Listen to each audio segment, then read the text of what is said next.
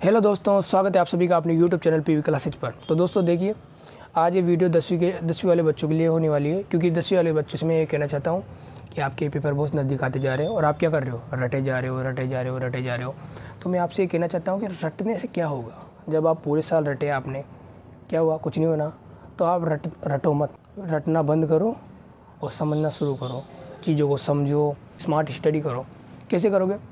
Smart study का simple फंडा है कि आपको जो 5 साल के जो पेपर है पिछले साल के, 2026 चल रहा है अभी, तो 2026 मान लो 21, 22, 23, 24, 25 जो 5 साल पहले के पेपर है 10वीं के, वो सोल्व करो।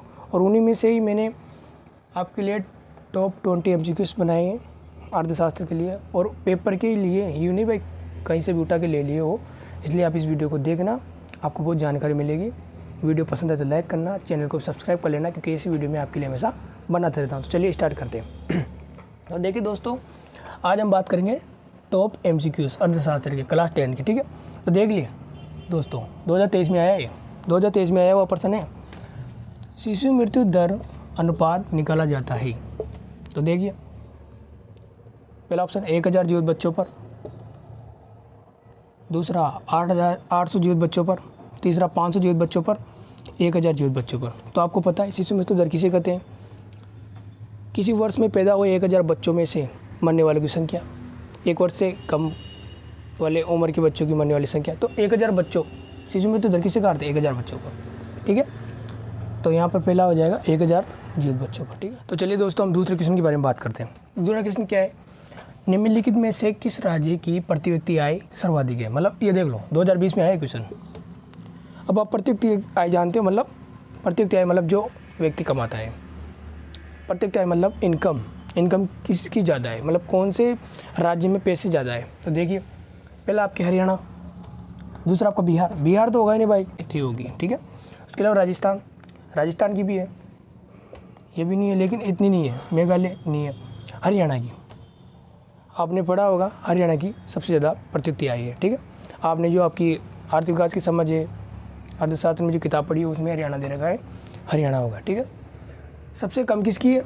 बिहार की प्रति व्यक्ति आय, और सबसे ज़्यादा हरियाणा की, ठीक है। हाँ तो दोस्तों, ऐसे ही बात कर लेते हैं हम तीसरे क्वेश्चन की। तीसरे क्वेश्चन क्या है?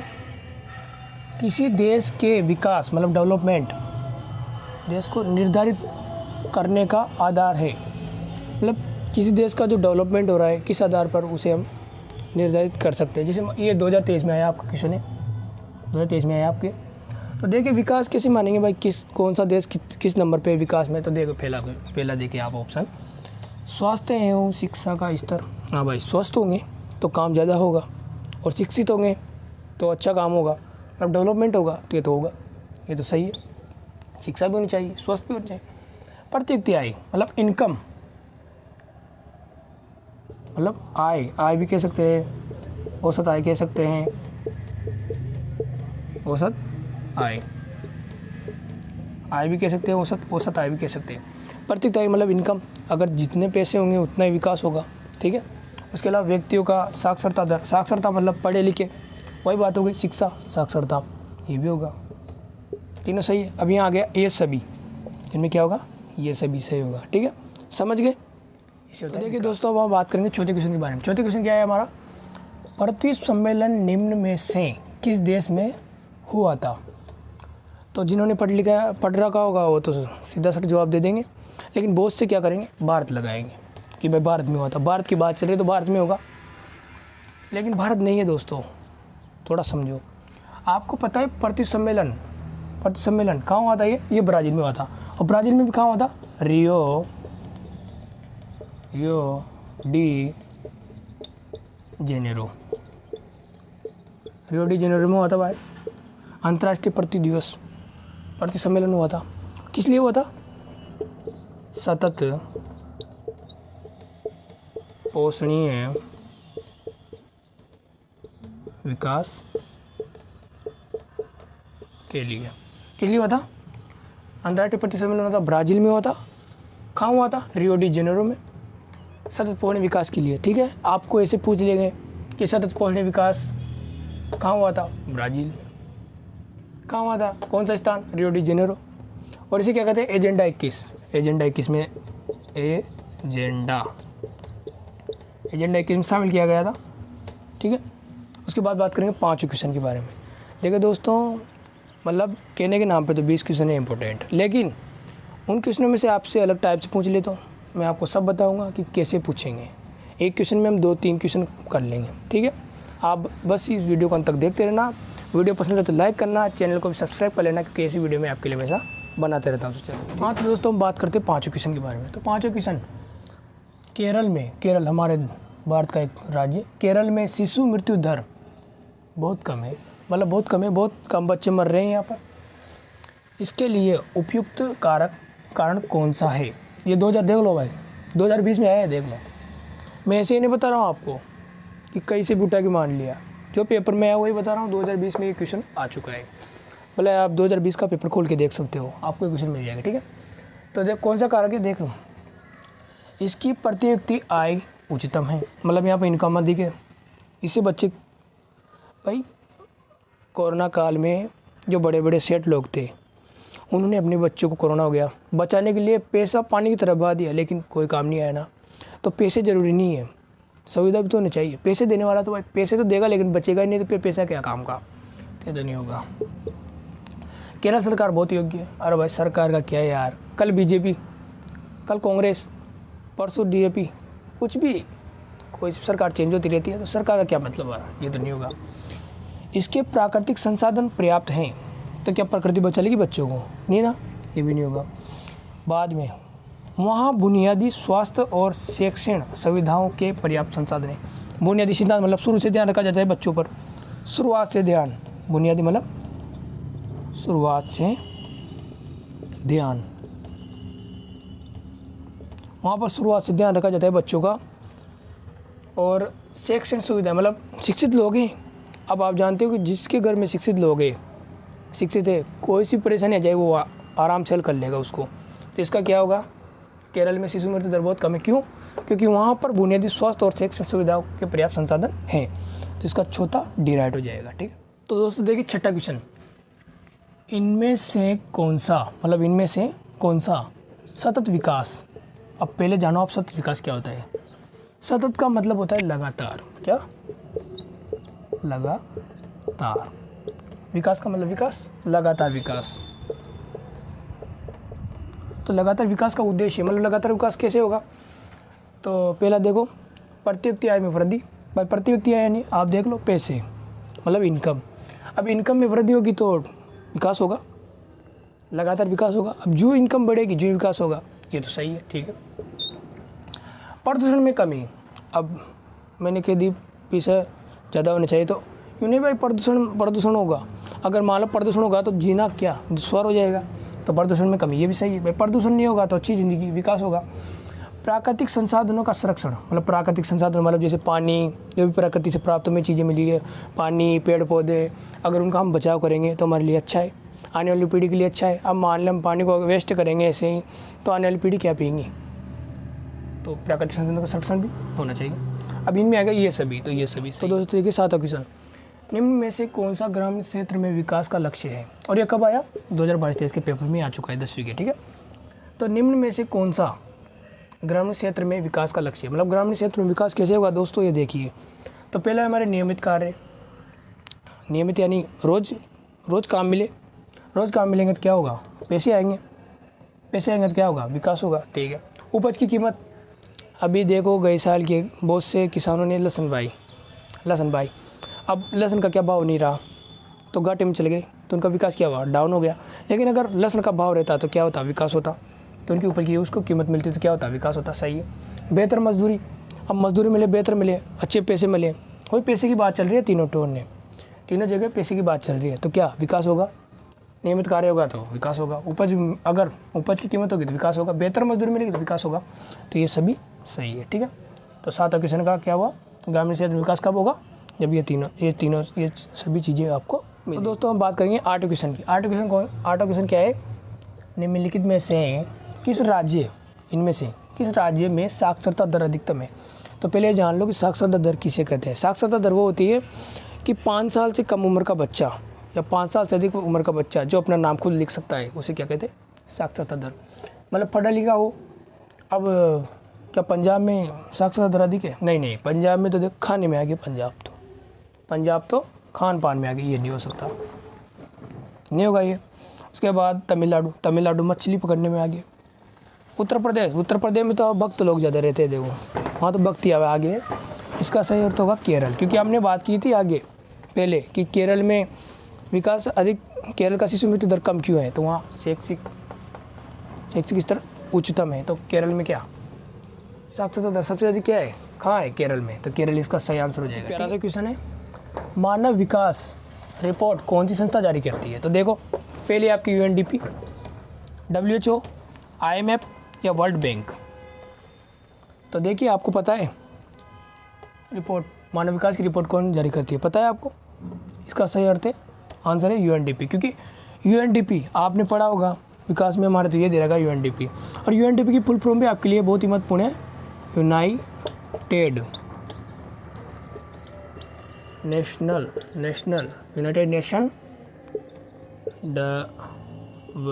डेवलपमेंट, ठीक है, इसकी ये फुल फॉर्म है। इसकी स्थापना कब हुई थी? तो ये हुई थी 1965 में। इसकी स्थापना कब हुई थी? 1965 में। कहाँ हुई थी? USA में। और इसका हिंदी में नाम क्या है?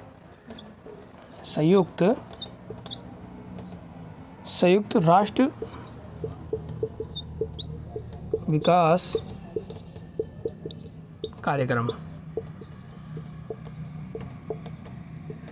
देखिए दोस्तों, एक ही क्वेश्चन से कितने क्वेश्चन बने। मानव विकास रिपोर्ट की कौन संस्था जारी करती है? UNDP। इसकी फुल फॉर्म पूछ लेगी, UNDP की फुल फॉर्म बताओ, तो यूनाइटेड नेशनल डेवलपमेंट, ठीक है। हिंदी में पूछ लेगी, संयुक्त राष्ट्र विकास कार्यक्रम कहाँ हुई थी? 1965 में, USA में। USA में कहाँ हुई थी? न्यूयॉर्क में। न्यूयॉर्क जो एक वहाँ का स्थान है, वहाँ पर हुई थी, ठीक है। मानव विकास रिपोर्ट में भारत का 2022 के अनुसार भारत का कौन सा स्थान आया था? 132वां, मतलब 132वां। 163 देशों में से भारत का कौन सा स्थान आया था? 132वां मानव विकास रिपोर्ट में। मतलब भारत का कितना विकास हुआ, कितने नंबर पे आया? 132वां। कब आया था? 2022। देखिए एक और प्यारा सा क्वेश्चन आया 10वां। प्रति व्यक्ति आय को अन्य किस नाम से जाना जाता है? मतलब प्रति व्यक्ति आय को और क्या कहा जाता है? 2023 में क्वेश्चन आया पेपर में, अर्थशास्त्र के पेपर में, सामाजिक का जो अर्थशास्त्र का पेपर हुआ उसमें क्वेश्चन आया 2023 में प्रति व्यक्ति आय को अन्य किस नाम से जाना जाता है, ठीक है। तो मैंने आपको पहले ही बता दिया था औसत आय के नाम से। राष्ट्रीय नहीं, व्यक्तिगत आय नहीं, इनमें से कोई नहीं, तो ये औसत आय, ठीक है। आपको दोस्तों देखिए 11 क्वेश्चन, अब 11 क्वेश्चन बात करेंगे। मानव विकास रिपोर्ट वही UNDP वाली, 2022 में भारत का कौन सा स्थान प्राप्त हुआ? मानव विकास रिपोर्ट में 2022 में भारत का कौन सा स्थान प्राप्त हुआ? भारत को कौन सा स्थान प्राप्त हुआ? तो हमने देखा था 132वां, हमने पढ़ा था वहाँ पर UNDP में कि 132वां स्थान प्राप्त हुआ 2022 में, ठीक है। तो एशिया देशों की बात करेंगे, पहले नंबर पर था श्रीलंका। जो हमारे एशिया महाद्वीप है, उनके हमारे जो पड़ोसी देश हैं उनके बारे में बात कर रहा हूँ मैं। तो श्रीलंका आया था 73 नंबर पे। 73 नंबर किसका था? श्रीलंका का। उसके बाद आएगा बांग्लादेश। तो बांग्लादेश का कौन सा नंबर था? बांग्लादेश का था 129वां। उसके बाद तीसरा नंबर था भारत का कौन सा था? 132वां। उसके बाद है नेपाल का था 163वां, 43वां। उसके बाद था म्यांमार का था 149वां। और अंत में था पाकिस्तान का था 161वां, ठीक है। देखिए दोस्तों, भारत 2022 से पहले अच्छा स्थान था, अच्छा विकास में था। लेकिन क्या हुआ, कोरोना काल की वजह से हमारा जो स्तर था वो डाउन हो गया, शिक्षा का स्तर डाउन हो गया, प्रतियोगिताएँ कम हो गई, इसलिए भारत का स्थान कौन सा हो गया? 2020 में कोविड आया था, 2019 में आया था। उसके बाद भारत 2022 में इसका विकास की गणना हुई तो भारत कौन से नंबर पर आया? 132वें नंबर। नहीं तो भारत की कंडीशन 2000 कोरोना काल से पहले अच्छी थी, लेकिन उसके बाद ही 132वें स्थान पे आ गया। तो दोस्तों अब आ गया हमारा 12वां क्वेश्चन। क्या कह रहा है ये? निम्न में से कौन से व्यक्ति संगठित क्षेत्र के अंतर्गत नहीं आते? मतलब संगठित, पहले तो आप ये जानो संगठित क्षेत्र और असंगठित क्षेत्र किसे कहते हैं? दो क्षेत्र है हमारे, एक तो पहला संगठित, ध्यान से देखना दोस्तों, एक तो संगठित है ना, और एक है असंगठित। तो संगठित मतलब वह व्यक्ति जो नियमित मतलब डेली काम करता है और उसे उसकी जो काम करने की अवधि है वो डेली जाता है काम करने और उसको सैलरी भी डेली मिलती है। जैसे मान लो उसका टाइम क्या है, फिक्स है, टाइम फिक्स है उसका, मतलब डेली जाना डेली आना। उसकी कमाई भी क्या है, फिक्स है, उसको पैसे भी मिलेंगे फिक्स है, नियमित मतलब नियमित काम करेगा वो। और असंगठित में क्या है कि no time fix, time fix नहीं है और सैलरी भी कमाई भी फिक्स नहीं है, कमाई भी फिक्स नहीं है। जैसे मान लो संगठित में वो आते हैं, जैसे उसका टाइम फिक्स है, जैसे मान लो मास्टर है तो मास्टर जाएगा आएगा और महीने ला रहा उसको सैलरी मिलेगी, तो वो संगठित क्षेत्र में। और असंगठित क्षेत्र मतलब टाइम फिक्स नहीं है, जैसे किसान है तो किसान कभी भी खेत पे जा सकता है आ सकता है, या फिर जाए या ना जाए, 2 बजे 2 दिन बाद चला जाए या फिर हर रोज़ जाए, उससे उसका कोई मतलब नहीं है।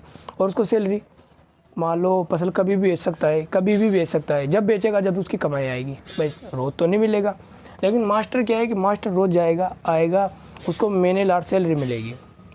अब इसमें देख लो संगठित क्षेत्र के अंतर्गत नहीं आते, ये तो असंगठित क्षेत्र में आता है, तो ये सही होगा क्योंकि ये संगठित क्षेत्र में नहीं आता। संगठित क्षेत्र मतलब होता है मतलब जैसे नौकरी आप समझ लो सरकारी नौकरी, मतलब पैसे कोई सरकार दे रही है उसको और वो रोज़ जाता है आता है, वो संगठित क्षेत्र में। जैसे बैंक मैनेजर रोज़ काम करने जाएगा, महीने लार सैलरी मिलेगी, ठीक है, वो क्या आएगा संगठित क्षेत्र में।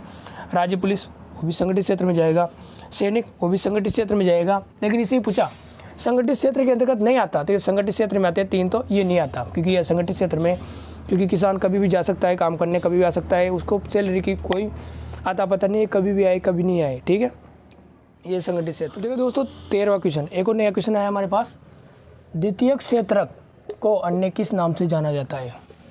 तो पहले तो समझ लो कि क्षेत्र कितने होते हैं, मुख्य रूप से क्षेत्रक होते हैं 3, कौन कौन से? पहला होगा आपके प्राथमिक क्षेत्रक, पहला होगा आपके प्राथमिक क्षेत्रक, उसके बाद होगा आपके द्वितीयक क्षेत्रक,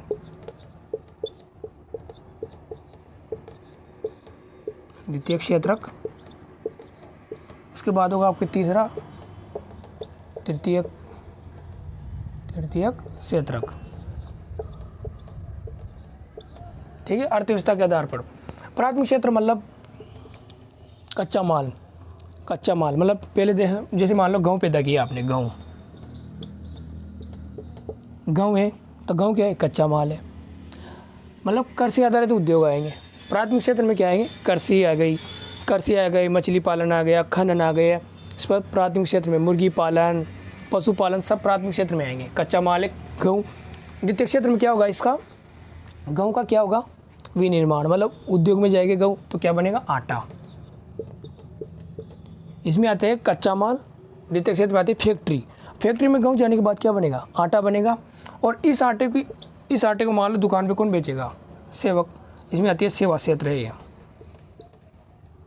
कच्चा माल प्राथमिक क्षेत्र, गेहूँ पैदा किया प्राथमिक क्षेत्र में, उसके बाद फैक्ट्री आटा बना, उसके बाद इसमें आएगी सेवा, मतलब आटे को कौन बेचेगा, दुकानदार। तो दुकानदार किस में आएगा, तृतीय क्षेत्र में। तो प्राथमिक क्षेत्र में क्या आता है, प्राथमिक क्षेत्र में आता है कच्चा माल, द्वितीय क्षेत्र में आता है उद्योग, तृतीय क्षेत्र में आता है सेवा क्षेत्र, मतलब सेवा क्षेत्र मतलब वो सेवा करेगा, इसे आटा को बेचेगा दुकानदार। ऐसे ही द्वितीय क्षेत्र को अन्य किस नाम जाना जाता है, तो मैंने कह दिया आपको, इसमें उद्योग आता है तो औद्योगिक क्षेत्र, ठीक है। तो किसने हमारा वह क्षेत्र जिस पर सरकार का स्वामित्व होता है, मतलब जिस पर सरकार का अधिकार होता है, सरकार उसे बनाती है और सरकार का अधिकार होता है। जैसे मान लो सड़क किसने बनाई, सरकार ने। तो सड़क कौन बनाता है, सड़क बनाती है सरकार, बनाती है तो सरकार, है ना। तो ये सड़क कौन किसके स्वामित्व में होती है, ये होती है सरकार के स्वामित्व में सड़क, ठीक है। उसके बाद देखो सड़क तो सरकार के स्वामित्व में होती है, लेकिन सड़क पर अधिकार किसका होता है, पब्लिक का अधिकार होता है। तो ये सार्वजनिक है, है ना। तो यहाँ पूछ रहा है वह क्षेत्र जिस पर सरकार का स्वामित्व होता है, सरकार का स्वामित्व, तो सरकार का स्वामित्व होता है तो उसे कहते हैं सार्वजनिक क्षेत्र। क्यों? क्योंकि सार्वजनिक का मतलब होता है सार्व, सार्व यानी सभी, और जनिक का मतलब सभी, जन मतलब जनता, मतलब स्वामित्व में तो सरकार के होते हैं लेकिन अधिकार किसका होता है? जनता का। सार्वजनिक मतलब होता है सभी जनता, तो सभी जनता का अधिकार होता है सड़क पे। जैसे उदाहरण लिया था हमने सड़क, तो सड़क सभी जनता के लिए होती है। यूँ थोड़ी भाई एक ही व्यक्ति चलेगा। सड़क मतलब किसी की नहीं है, किसी के अकेले बाप की नहीं है, सड़क है सरकार की और इस पर सभी का अधिकार है। जितने भारत के लोग हैं उन सबका सड़क पर अधिकार है। तो वो कौन सी होगी? सार्वजनिक। असंगठित तो बहुत अलग होगी, वो तो मैंने आपको पहले बता दिया। संगठित भी गलत। निजी मतलब होती है जिस पर एक व्यक्ति का अधिकार हो, मतलब मेन एक व्यक्ति का अधिकार हो। जैसे फैक्ट्री है, कोई उद्योग है, जैसे मान लो टाटा बिरला, अंबानी है, मुकेश अंबानी, तो मुकेश अंबानी की फैक्ट्री पर अधिकार मुकेश अंबानी का है और किसी का नहीं है। कोई रोक टोक नहीं कर सकता, मुकेश अंबानी चाहे जो कर सकता है, उस पर मुकेश अंबानी का अधिकार है। तो वो क्या है? निजी। मतलब निजी यानी खुद के अंडर, स्वयं के अंडर, ठीक है, वो क्या है? निजी क्षेत्र। यहाँ पूछा सरकार के स्वामित्व, तो सरकार में तो सार्वजनिक हो गए। तो दोस्तों देखो 15 क्वेश्चन आया। हमारा अगला क्वेश्चन 15, जीडीपी क्या है? जीडीपी क्या है? तो जीडीपी पहले समझ लो जीडीपी क्या है। तो जीडीपी देखो, हमारे जो तीनों सेक्टर है, तीनों क्षेत्र है, जैसे मान लो प्राथमिक क्षेत्र, द्वितीयक क्षेत्र है ना ये, और एक है तृतीयक।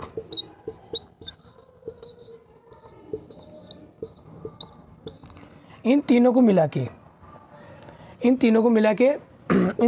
के जो विकास होता है उसे सकल घरेलू जीडीपी कहा जाता है। क्या कहते हैं? जीडीपी। मतलब प्राथमिक क्षेत्र में कृषि, जहाँ पर कृषि भी बढ़िया हो, कच्चा माल, मतलब कच्चा माल अच्छा, सर्वाधिक उत्पादन हो कच्चा माल का। उसके बाद द्वितीय क्षेत्र में फैक्ट्रियाँ अधिक हो, अच्छी फैक्ट्रियाँ हो। तृतीय क्षेत्र में मतलब सेवा भी जल्दी पहुँच जाए, उपभोक्ता के पास सेवा जल्दी पहुँच जाए, उसे क्या कहते हैं? जीडीपी। मतलब जहाँ पर कृषि भी मतलब प्राथमिक क्षेत्र भी अच्छा हो, द्वितीय क्षेत्र भी अच्छा हो, तृतीय क्षेत्र भी अच्छा हो, वो क्या है? जीडीपी। अब जीडीपी को हिंदी में क्या कहते हैं? सकल घरेलू उत्पाद। ठीक है, याद रखना, जीडीपी का हिंदी में अर्थ है सकल घरेलू उत्पाद। इसको रट लेना। तो देखिए 16 क्वेश्चन क्या कह रहा है? कौन सी गतिविधि तृतीय क्षेत्र के से संबंधित है? तो पहले जानो तृतीय क्षेत्र, बताया था मैंने आपको। तृतीय क्षेत्र मतलब सेवा सेक्टर।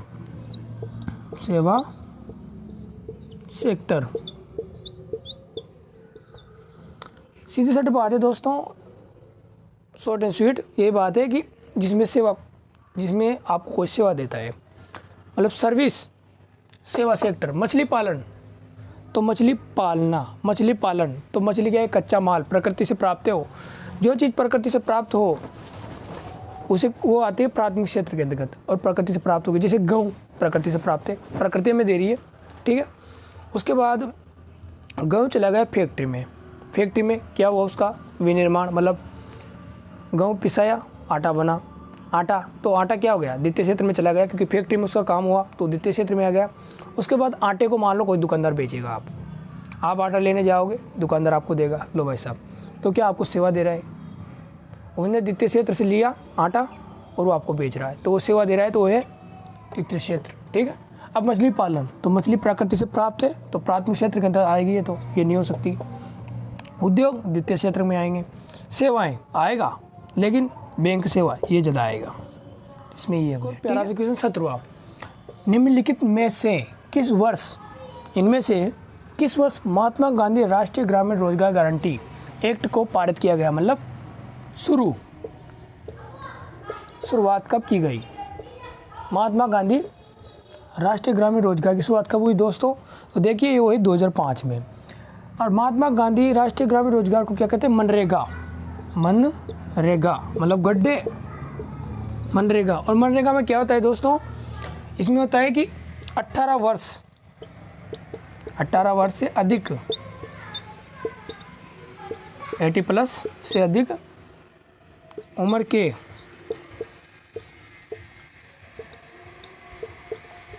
व्यक्ति को क्या? रोजगार, 100 दिन का रोजगार, कम से कम 100 दिन का रोजगार देना है। रोजगार देना है 100 दिनों का। कितने दिनों का? 100 दिनों का। 100 दिनों तक रोजगार मिलेगा, जिनमें से 1/3 मतलब 33% महिलाएं शामिल है।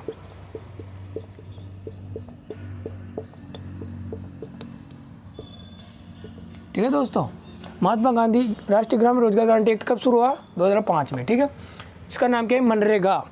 और 18 वर्ष से अधिक उम्र के व्यक्ति को क्या, इनका उद्देश्य क्या है कि 18 वर्ष से जो 80+ व्यक्ति है उसको कम से कम 100 दिन तक रोजगार देना। और अगर रोजगार ना मिले मान लो तो क्या होगा? उसको भत्ता मिलेगा, बेरोजगारी भत्ता, जो चल रहा है अभी मनरेगा गड्ढों में। और महिलाएं कितने परसेंट है?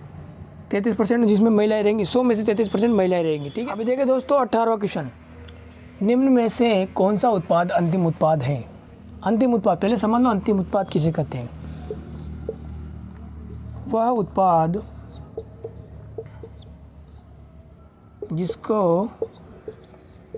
जिसका सीधा उपभोग कर लिया जाए। कुछ समझे?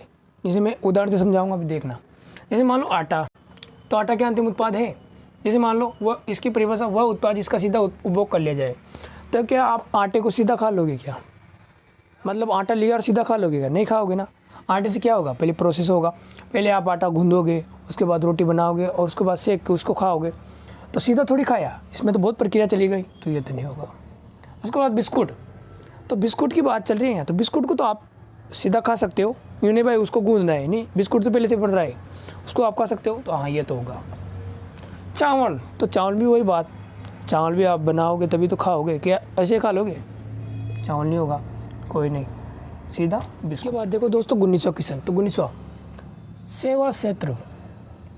देख लो दोस्तों, सेवा क्षेत्र निम्नलिखित में से किस क्षेत्र के अंतर्गत आता है? सेवा क्षेत्र मैंने बता दिया आपको, प्राकृतिक संसाधन किस में आएंगे? जो प्रकृति से प्राप्त हो, प्राथमिक, उद्योग फैक्ट्रियाँ द्वितीय क्षेत्र, और सेवा सेक्टर तृतीय। सेवा क्षेत्र मतलब सेवा क्षेत्र, तो ये डायरेक्ट तृतीय। ठीक है, प्राथमिक नहीं होगा, कृषि नहीं होगा, द्वितीय नहीं होगा। उसके बाद देखो दोस्तों आपका लास्ट क्वेश्चन 20वां, विनिर्माण क्षेत्र में आता है। क्या आता है विनिर्माण क्षेत्र में? क्या कृषि आता है?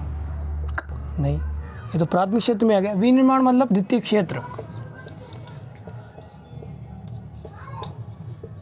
द्वितीय क्षेत्र विनिर्माण होता है कि मान लो अभी गेहूँ को आपको फैक्ट्री में, आपने गेहूँ को फैक्ट्री में खंदाया, फैक्ट्री में भेजा, फिर वो आटा बना, तो आटा क्या? गेहूँ का विनिर्माण हुआ। उद्योग, हाँ उद्योग है। मछली पालन नहीं, दुकानदार नहीं, तो इसमें क्या होगा? उद्योग। ठीक है, ठीक है, फिर आज के लिए यही था आपका आज का सेक्शन। जब तक आप खुश रहिए, प्रसन्न रहिए, मस्त रहिए और मेरे व्यस्त रहिए। और ये पार्ट 1 बनाया मैंने, पार्ट 2 अब कल 5 बजे आपको इसी चैनल पर अपलोड हो जाएंगे। तब तक जय हिंद, वंदे मातरम।